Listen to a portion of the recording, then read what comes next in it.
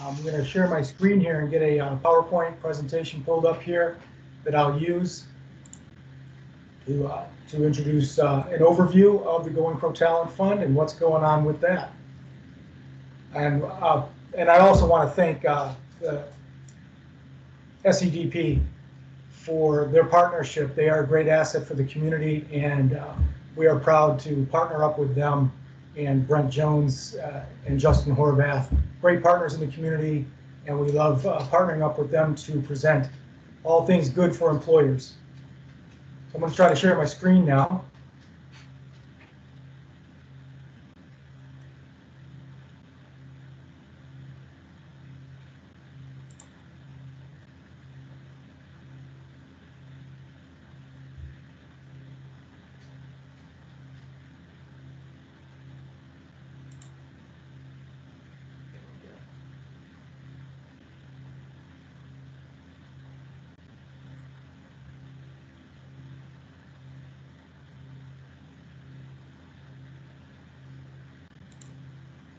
Can everybody see that PowerPoint or no?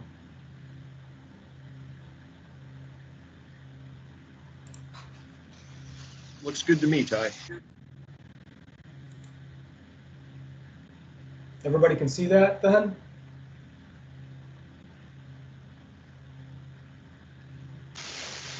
Oh, did you just minimize it? Oh, okay, I got it back now.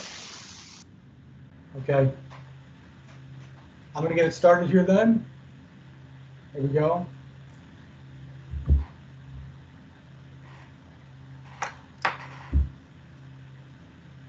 So the Going Pro Talent Fund, it's back this year. We skipped a year because of COVID and what COVID brought to us, and the funds for 2020 were directed toward the efforts in COVID. And so this year, just a quick overview of what Going Pro is. The Going Pro Talent Fund provides competitive awards to employers to assist in training, developing, and retaining current and newly hired employees. The training supported through the fund must fill a demonstrated need. It must be short in duration. It must lead to a credential that is transferable and recognized by the related industry.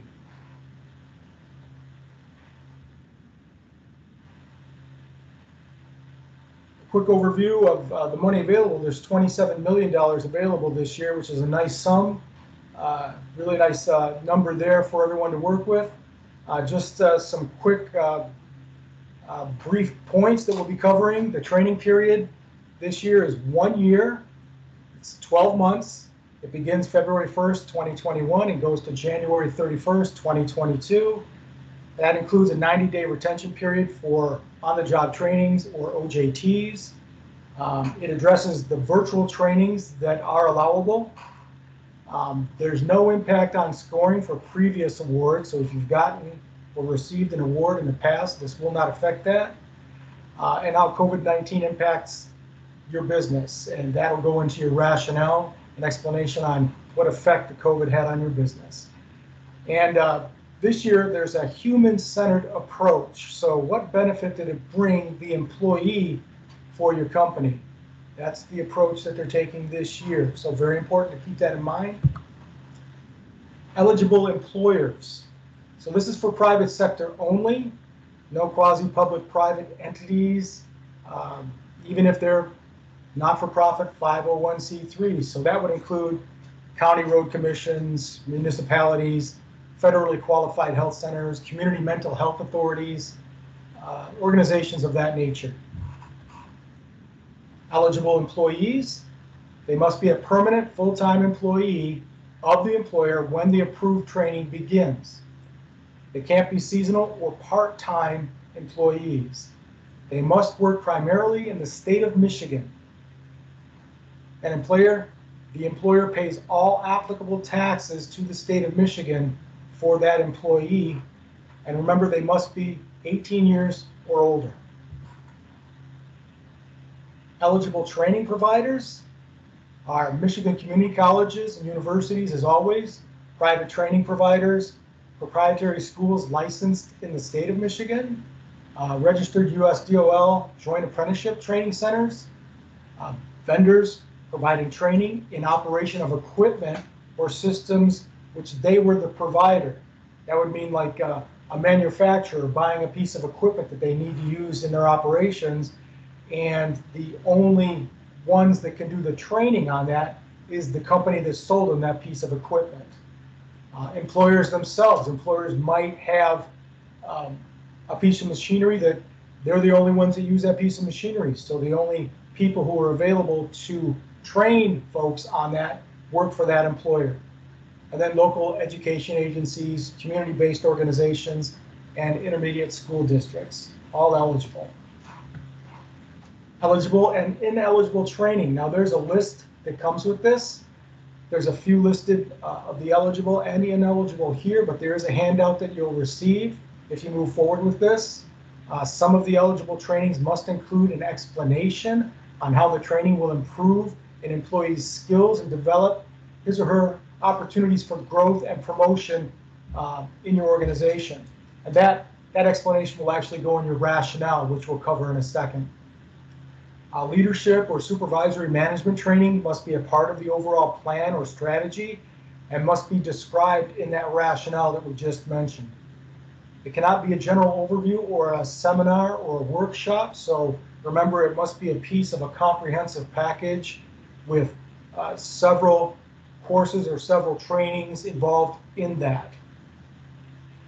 And then once again this year, the syllabus or curriculum for that type of training will be something you'll want to submit with your application so they can get a good view of what the training is all about. The expectations of employers, this is very important. These are the things you'll need to keep in mind.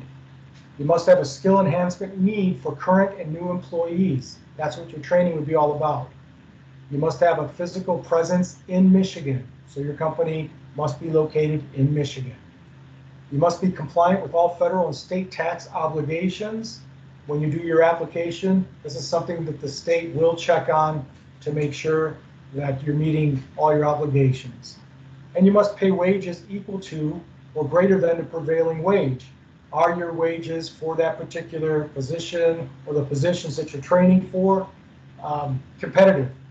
Are they competitive? Are you competitive with your wages in the area? You must sign a training agreement with GST Michigan Works. You must agree to retain employees at the completion of the training, so we want them to stay on board. Being employed is a good thing. And to provide a success story. Success stories, the state loves success stories. So before the final reimbursement, you'll be expected to submit a success story explaining thoroughly how the training affected your employee or employees. And you must provide required documentation for reimbursement upon the completion of training. And this would include wage information prior to the training, at the completion of the training, and 6 months after the training is complete. The employer contribution. Now, this is always an important part of the application process. These are things to keep in mind. The categories have been expanded and they include what we've got listed here. That would be cash.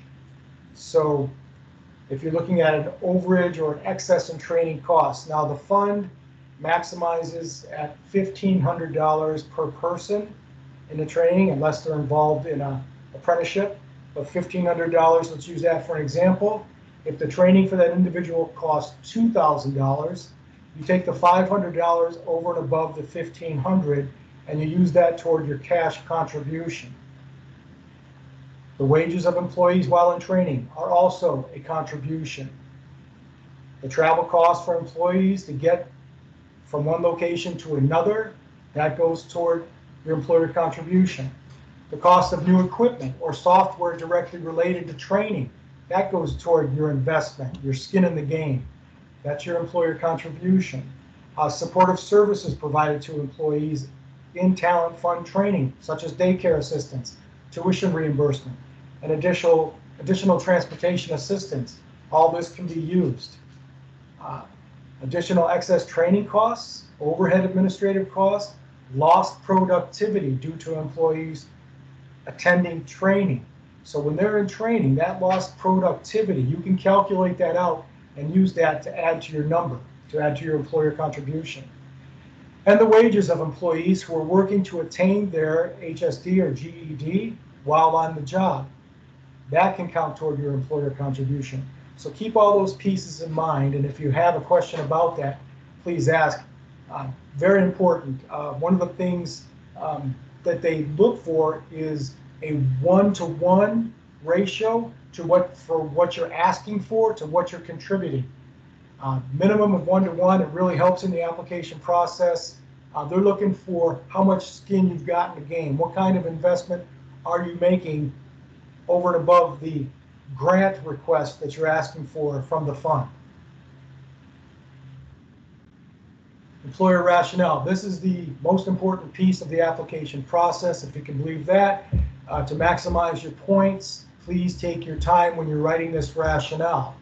And it can be short, just a couple of paragraphs long, but it must include an introductory statement about your company.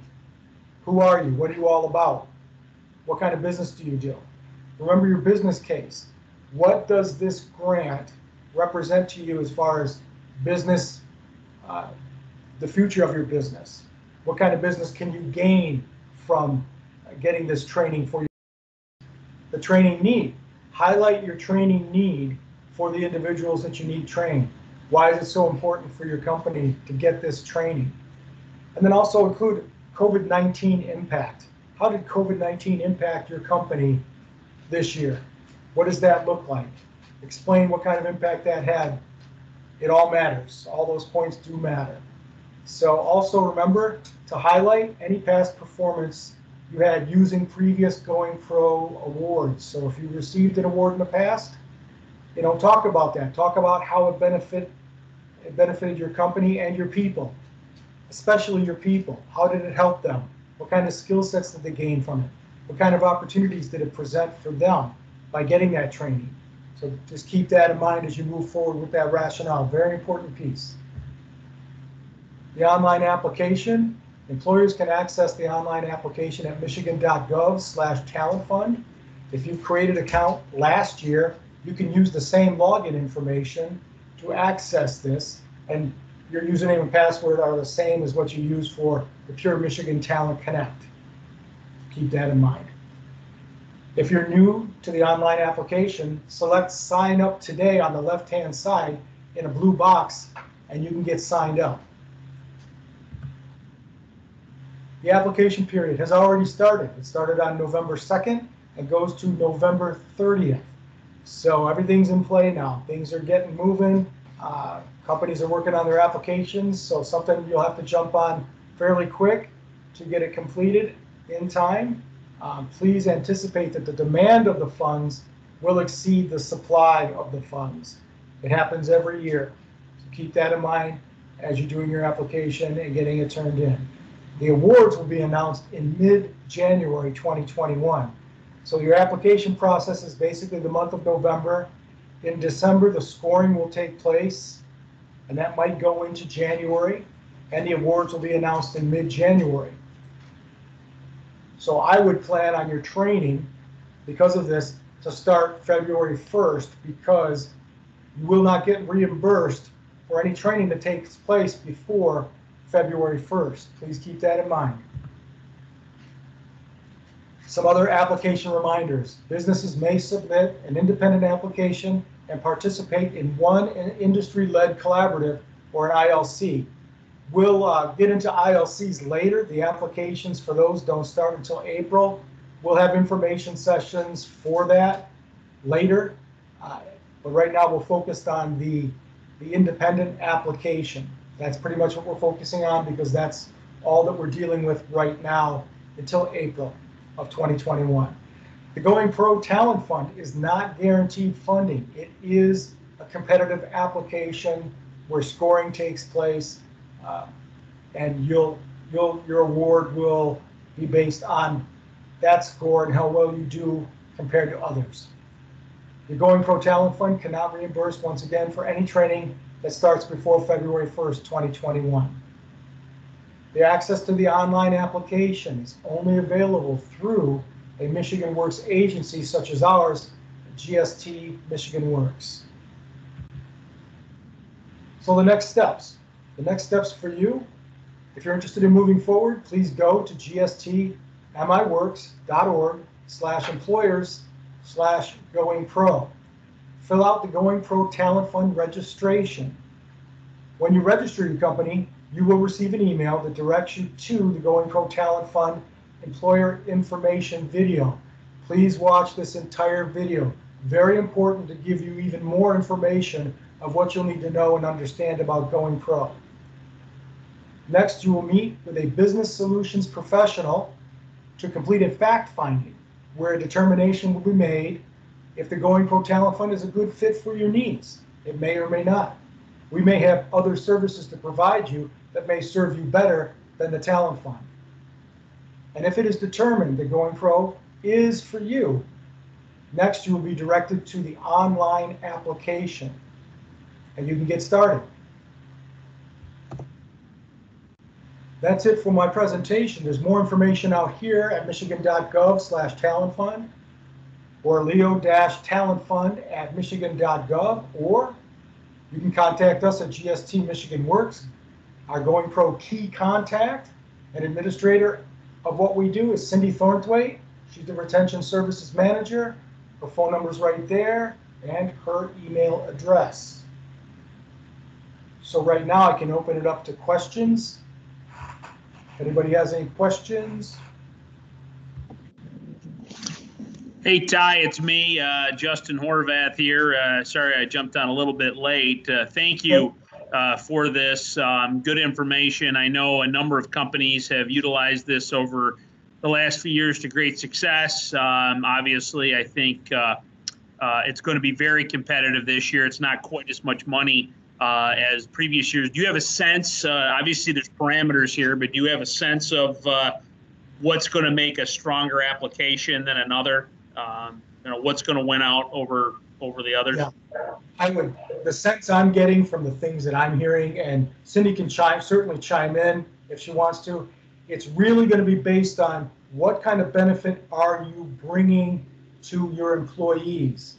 So what kind of skills are they going to obtain, and how's that going to benefit them and the opportunities that will come to them as they move forward with your organization or maybe another organization. But it's going to be really centered on the employees this time. Does that sound about right, Cindy? Yep, sounds right. Okay. So that's what I would focus that whole rationale. Who are you? What do you do as an organization? What does this mean to your business? But specifically, what does it mean to your people that you're going to get trained? What does it mean for them to gain those skills? And what kind of benefits would it bring to them wages-wise, or maybe a promotion? Think about that. What does it bring to your people as they move forward working for your organization? So you're setting them up for future success, and that's really what we're looking for here. Well, and I would say, just to chime in on that, I would say everyone knows there's a huge challenge right now in terms of attracting talent and finding people to come work for a company. So to me, I look at this as a great opportunity. If you've got people working for you now, can you use these dollars to upskill them, to get them into positions maybe you haven't been able to fill by attracting somebody to work for you? So I think this has a lot of potential to help address some of those talent gaps these companies are facing. Yeah, Justin, that's a great point, because that's exactly what's going on. I think everybody looking for talent knows there's a shortage of talent out there. What better way to train your own people to fill that talent gap by using the fund? So great point. If I just want to add just one thing here, and I know it's been said a couple of times, but people kind of not hear it. It is a reimbursement. Just to make that clear, is that you're investing up front, and it is a reimbursement. So I tell people that I work with, don't wait for the money to get this thing started. It'll come as you go through it. That's why the rationale. That's why all the legwork that you're doing now is setting up the classes, the training that's going to be done. Knowing how much all that's going to cost, and the amount of money that you're putting into it. It's going to be very, very important to know that, because that'll then determine how much money that you're going to get back. The other thing, Ty, a question, and I mean, I know the answer, I'm just putting it out there, is that in years past, the state has come back and countered. So say somebody asked for, X amount of dollars, and the state didn't have that, but they had less money. They kind of counter with that, do you want this? I believe now it's an all or nothing, correct? Correct. In the past, they used to negotiate awards, and they stopped doing that in the application process last year. Unfortunately, the funds weren't available, but that's a continuation over into this year, that it won't be negotiated. It's an all or nothing. And so one of the things I want to highlight too, that just popped in my head, is the state is not looking to award large sums of money. They're looking to divide this up and spread it out to as many employers as they can. Remember that the average award, I think, is in the $31,000 range. So if you're looking to keep it in that area, you'll do well. But if you're asking for $100,000 or $200,000, that's kind of out of the ballpark, and it might exclude you. So they're looking to help out, but they're looking to spread it out as much as possible. So be realistic in the request. There you go. Absolutely. Cindy, do you want to add anything? I do, Ty. I just wanted to touch base on the virtual trainings. Yep.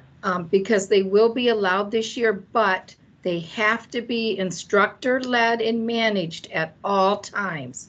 So it cannot be a virtual training where somebody can just log in at any time and get the information. It has to be instructor-led. Great point.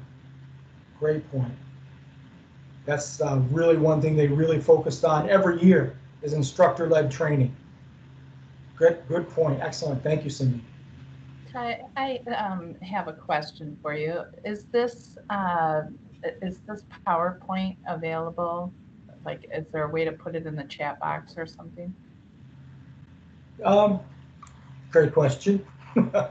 Actually, Jamie, the entire PowerPoint presentation, there's more slides to it, is available on our website. So once you go there and register, you'll have access to the entire PowerPoint. That's true. Thanks, Cindy. Thank you. And one other question. Did you say this is available or isn't available to public entities? It is not. It is not. Just for private Right. organizations? Correct. Okay. If you have a question about that, you can submit your question, and we can certainly check it out for you, just to make sure. But typically, no public entities. Okay. Along those lines, though, I wonder, and I don't know the answer to this. This is for Ty, Chris, and Cindy.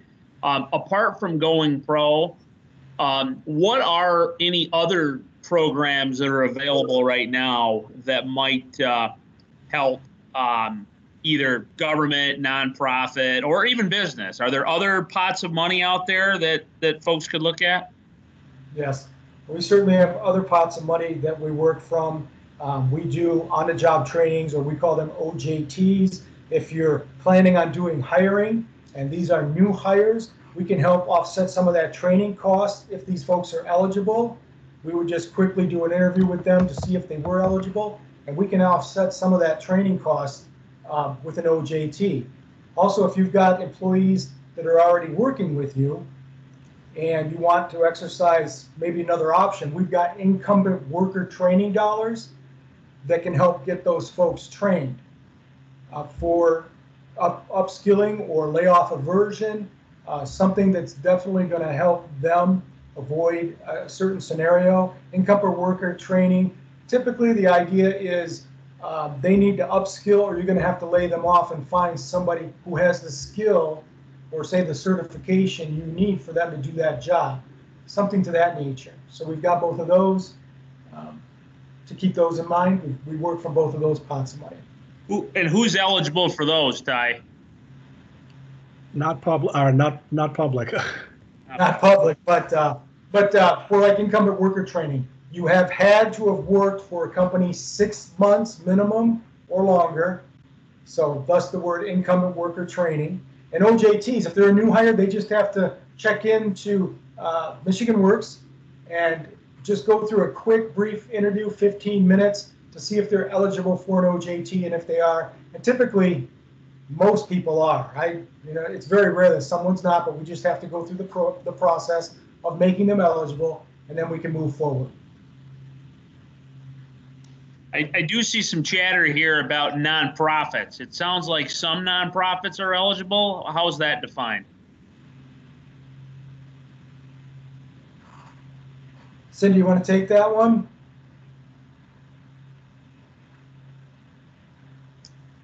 Yep, I'm looking in my paper right now. I should know this off the top of my head, but give me just a second. Well, I see a couple. If anyone on the, I see a couple people commenting here. Oh yeah, you commented, Cindy. Kristen, I think. Oh yeah, you're with LCC. I don't know if you have any comments you want to share. Hi there. Yeah, I just wanted to let you know, I work for the Business and Community Institute. So we are a training provider along with LCC, or within LCC. And I work with the services sector. So I work with many nonprofits over here, the Association of Fundraising Professionals. I've worked with Habitat for Humanity. So quite a few in my experience have been able to apply. So that's just what I wanted to put forward. Really? Wow. Okay. Yeah. That's the first I've heard of that myself. And that's for the Going Pro Talent Fund? Yeah. Mm-hmm. Okay. Yeah, we've had several nonprofits that have applied in the past. Right. Yeah, it's just the public entities can't, because they're already getting funds. It's a private nonprofit. Yeah, they count. Yeah. I thought you were talking about public, so my mind was on that. Right. Like we had one nonprofit that wanted to apply this year, but they get funding from the USDOL, so they're not eligible. Right. There's a question there that says, is there still a requirement that you receive a certificate at the end of the training? That answer is yes.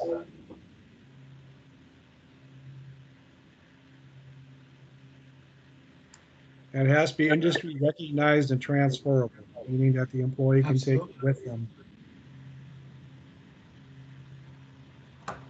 Any other questions? I'm looking for. And we're taping this, so we'll definitely send this video out to everybody on our contact list. My question too for my Michigan Works friends: are you getting a good response so far? Are a lot of the traditional companies working on another application? Yes, we are. There's a lot of interest in this fund and applying for dollars, so we're getting a really good response.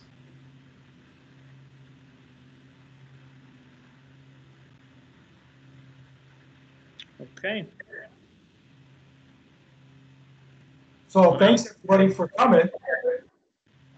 Really appreciate you showing up. And if you need further information, Chris Schuler, as you see him on the screen, he is the business solutions professional for Shiawassee County. Contact him, or you can contact me or Cindy. Cindy's information is right up there. She'll redirect it my way or Chris's way, and we can help you answer further questions or help get you started. Yep. And then if everyone goes to our website and registers to watch the presentation in its entirety, you'll be able to get a lot of answers to your other questions as well, because it's a lot more detailed.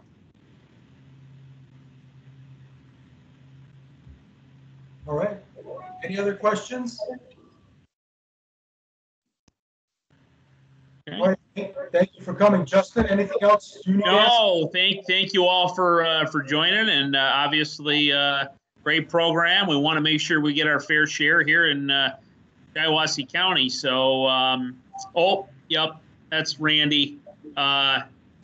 We did it. Unfortunately, we switched to all virtual. We were going to do this in person as well as virtual, but basically the numbers worked out just to have it in virtual. So we had a couple people actually show up here at our building, so we want to make sure we get the recording to them. So Randy will make sure we do that for you, and to others as well. Well, thank you, everyone. Thanks for coming. We appreciate your time. Please, if you have any questions, contact us, and we wish you the best of luck. Thank you. Thank you. Thank you.